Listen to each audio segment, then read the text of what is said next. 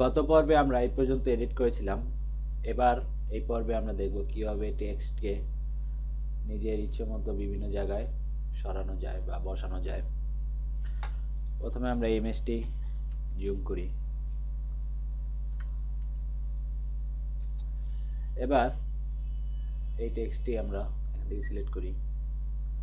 Text টুলটি select করা অবস্থায় আমরা যদি এই টেক্সটটিতে ট্রিপল ক্লিক করি তাহলে ফুল সিলেক্ট হয়ে যাবে। এবার এই লেখাটি আমরা কপি করব।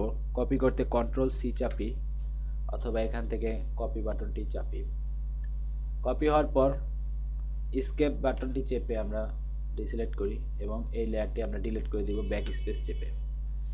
এবার টেক্সট টুলটির সাহায্যে সিলেক্ট করা অবস্থায় আমরা যদি এখান থেকে সিলেকশন তৈরি করি, তারপর আমরা এখানে কন্ট্রোল ভি চেপে আগের লেখাটি এখানে পেস্ট করি। দেখুন খুব সুন্দরভাবে এটি এখানে পেস্ট হয়ে গেছে। ইচ্ছে করলে আমরা আমাদের ইচ্ছে মতো অ্যালাইন করতে পারি। তারপর আমরা এই এডিটটি অ্যাকসেপ্ট করি। এবার আমরা আরেকটি অপশন দেখব। এই লেখাটি সিলেক্ট করেছি, এবার নতুন এই লেখাটি সিলেক্ট করা অবস্থায় এবার এই সিলেক্ট করা অবস্থায় আপনি যদি টাইপ মেনুতে যান, তারপর কনভার্ট টু প্যারাগ্রাফ টেক্সট অপশনটি সিলেক্ট করে দিন।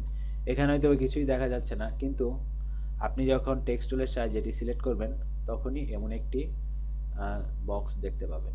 এবার এই কর্নারে এর মাউস নেওয়ার পর এরকম একটি চিহ্ন দেখবেন। তারপর এটি যদি আপনি ড্র্যাগ করে এভাবে এই গ্রিড বরাবর বসান তাহলেই খুব সুন্দরভাবে আপনার টেক্সটটি বসাতে পারবেন।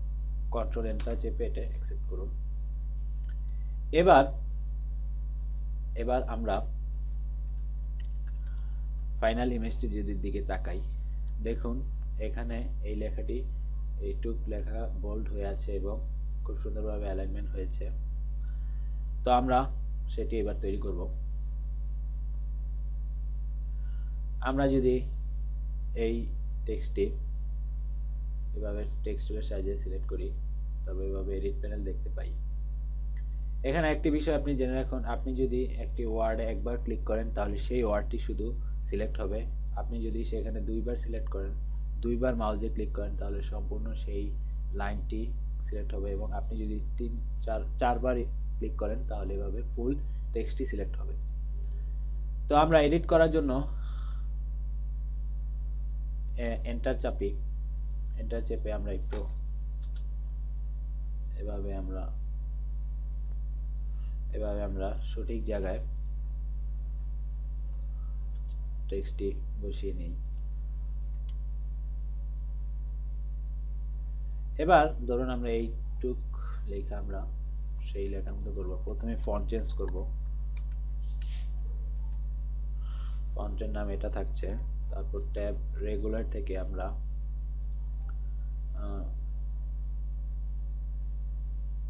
এই অপশনটি সিলেক্ট করে দেই।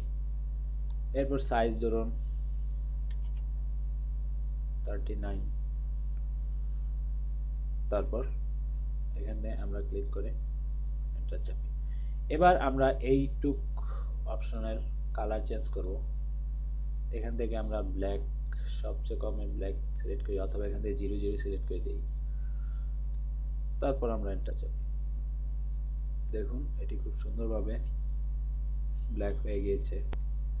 এবার আমরা এই টেক্সটটি এই বরাবর নিয়ে আসবো, তাই এটি এভাবে আমরা এটা সিলেক্ট করে দেই।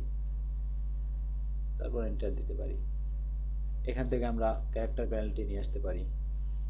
এখান থেকে আমরা যদি লেডিং পয়েন্ট, সেট দ্য লেডিং, এখানে আমরা সিলেক্ট করে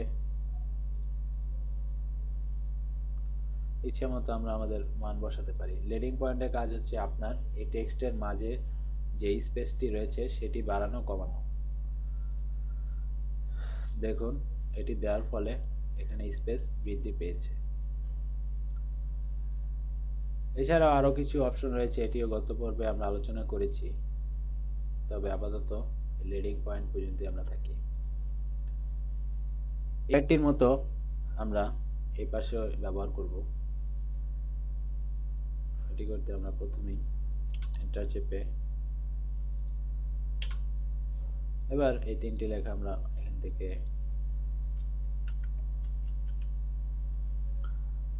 এই ফন্টটি সিলেক্ট করি, তারপর সবকিছু আগের মতো অপশন দিয়ে এন্টার চাপি এবং কালার এখান থেকে আমরা ব্ল্যাক দিয়ে ওকে দিই। তারপর আমরা এভাবে এখানে লেড পয়েন্টটি একটু আমরা কমিয়ে দিই।